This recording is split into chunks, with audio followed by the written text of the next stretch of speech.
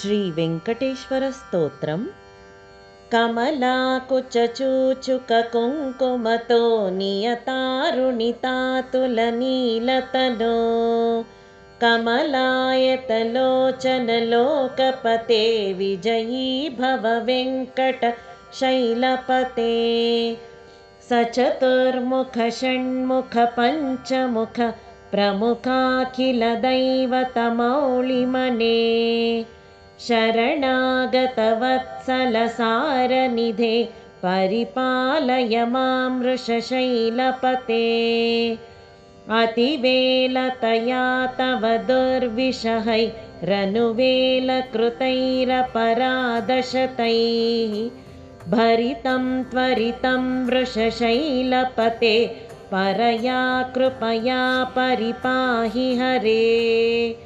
अधिवेङ्कटशैलमुदारमतेर्जनताभिमताधिकदानरतात् परदेवतया गदितान्निगमै कमलादयितान्न परङ्कलये। कलवेणुरवावशगोपवधू शतकोटिवृतात् स्मरकोटिसमात् प्रतिवल्लविकाभिमतात् सुखदात् वसुदेवसुतान्न परङ्कलये।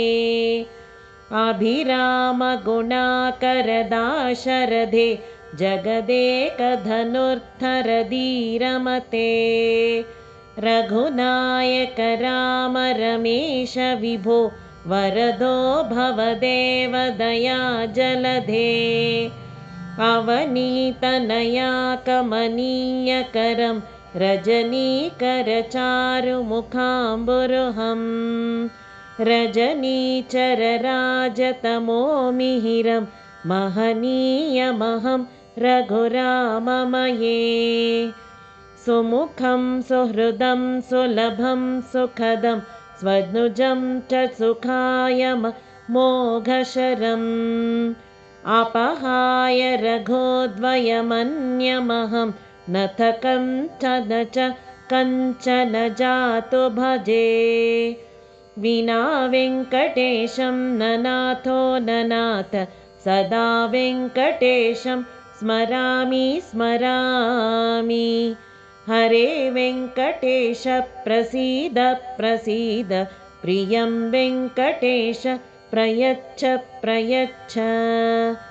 अहं दूरदस्ते पदाम्भोजयुग्म प्रणामेच्छयागत्य सेवां करोमि।